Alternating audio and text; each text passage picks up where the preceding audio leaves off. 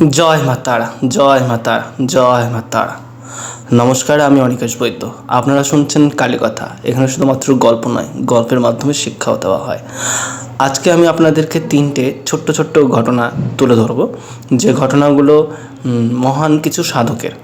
তো গল্পগুলো শুনুন, এবং শুনে যদি ভালো লেগে থাকে তাহলে প্লিজ আমার ইউটিউব চ্যানেলটি সাবস্ক্রাইব করুন, বেল আইকনে ক্লিক করুন এবং লাইক, কমেন্ট, শেয়ার করতে ভুলবেন না। তো আজকে যে 3 সাধকের গল্প বলবো, সেই সাধকগুলোকে আপনারা চেনেন। তো গল্প প্রথম যে গল্পটি বলছি তা হলো কালীঘাটে মায়ের দর্শন, সাধক বামাখ্যাপার কাহিনী। সাধক বামাখ্যাপা ছিলেন একজন তান্ত্রিক সাধক। মা কালীকে তিনি শুধু দেবী নয়, নিজের মা ভাবতেন এবং মায়ের জ্ঞানেই তার সেবা শুশ্রূষা ও পুজো করতেন। একবার অসুস্থ হয়ে পড়েন বামাখ্যাপা।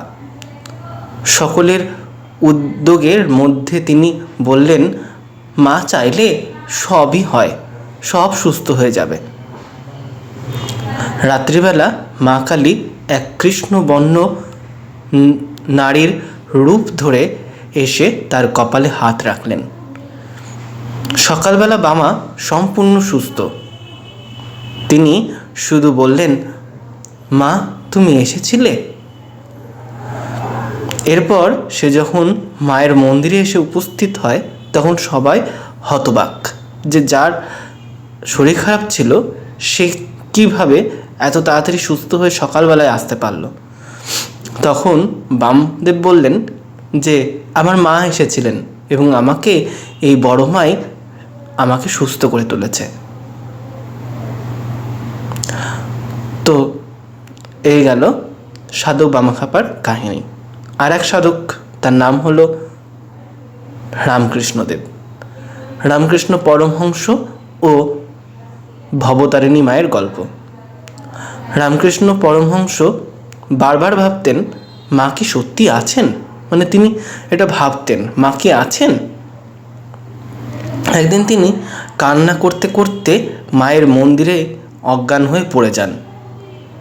তখনই মা ভবতারিণী জীবন্ত রূপ ধরে এসে তাকে জড়িয়ে ধরেন।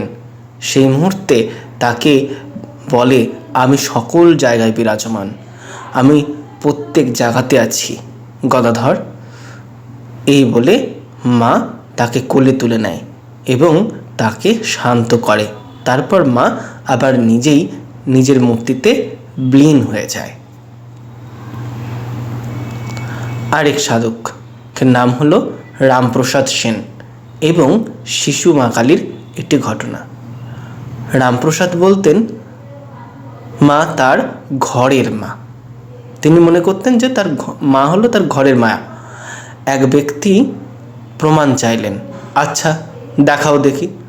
তখন রামপ্রসাদ সেন তাকে বললেন, চলো দেখো। তারা দেখে পূজার ঘরে এক শিশু এসে খেলা করছে। কিছুক্ষণ পর দেখে সে অদৃশ্য। আবার এই দৃশ্য যখন তারা খুঁজে কোনো রকম কুল কিনারা পায় না, বুঝতে পারে না ব্যাপারটি, তখন মা রামপ্রসাদ সেনকে বলে, আমি এসছিলাম শিশুরূপে এবং তোরা আমাকে চিনতে পারিসনি। তাই মা কালী রামপ্রসাদকে এ কথা বলে এবং এ কথা তিনি সেই ব্যক্তিকে শোনান যে মা আছেন, মা সকল জায়গায় বিরাজমান। মা কখন কোন সময় কী রূপে আসবে সেটা আমরা কেউ জানি না, কারণ এই মায়া ভরা সংসার মাই চালাচ্ছে। জয় মা, জয় মা তারা, জয় মা তারা, জয় মা তারা। নমস্কার। আজকের ঘটনা 3টে কেমন লাগলো তা জানাতে ভুলবে না। জানাতে হলে আমার ইউটিউব চ্যানেলটি সাবস্ক্রাইব করুন, বেল আইকনটি ক্লিক করুন এবং লাইক, কমেন্ট, শেয়ার করতে ভুলবে না।